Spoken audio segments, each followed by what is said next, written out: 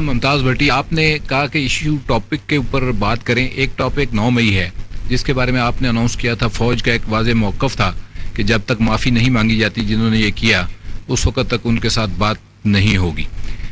بڑے بڑے اینکر یہ خبریں دے رہے ہیں کہ کوئی غیر سیاسی لوگ جو ہے وہ بات چیت کر رہے ہیں اس جماعت کے سربراہ کے ساتھ جو کہ 9 مئی میں ملوث تھی، اور کوئی ڈیل کی باتیں ہو رہی ہیں. اس پہ لیٹسٹ اپڈیٹ کیا ہے؟ کیا فوج نے اپنا کوئی موقف نرم کیا ہے؟ کیونکہ دوسری طرف سے بھی اسٹیٹمنٹس جو ہے نا وہ کوئی ملی جلی آ رہی ہیں، کوئی نرم اسٹیٹمنٹس دوسری طرف سے بھی آ رہی ہیں جو کہ یہ ظاہر کرتی ہیں کہ انہوں نے اپنے موقف میں کوئی نرمی پیدا کی ہے. تو اس پہ ذرا واضح کر دیں کہ اس وقت فوج کیا سٹانس ہے اس کے اوپر. دیکھیں اس موضوع پہ جو فوج کا بڑا واضح موقف ہے، جو 7 مئی کی آئی ایس پی آر کی پریس کانفرنس تھی اس میں یہ بیان کیا گیا تھا. نہ اس میں کوئی تبدیلی آئی ہے اور نہ ہی آئے گی.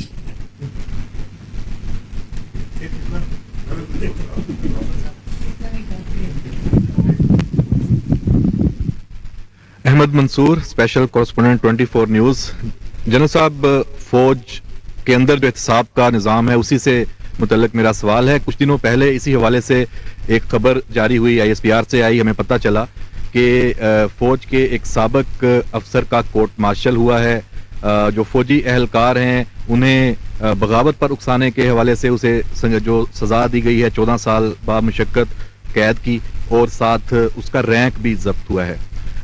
تو یہ بہت سخت ایک لیول ہے سزا کا، کورٹ مارشل ہونا.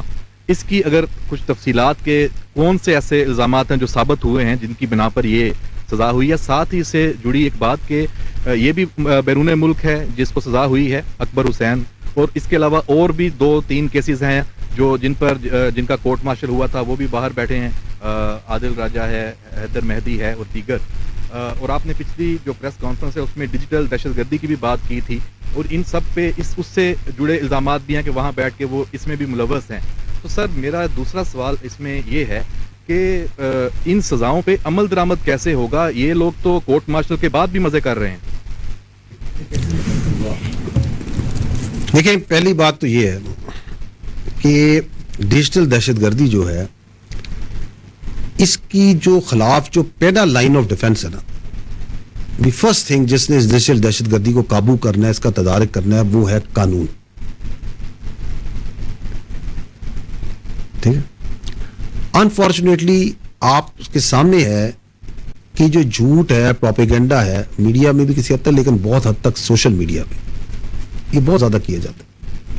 فیک نیوز ڈالی جاتی ہیں، غلط تصویریں ڈالی جاتی ہیں، ڈاکٹرڈ امیجز ڈالے جاتے ہیں، عوام کے ذہن میں کنفیوژن ڈالی جاتی ہے. سب کے سامنے ہو رہا ہے، غلط بات چیت کی جاتی ہے، کھل کے غلط بات چیت کرتے ہیں، جھوٹ بولتے ہیں.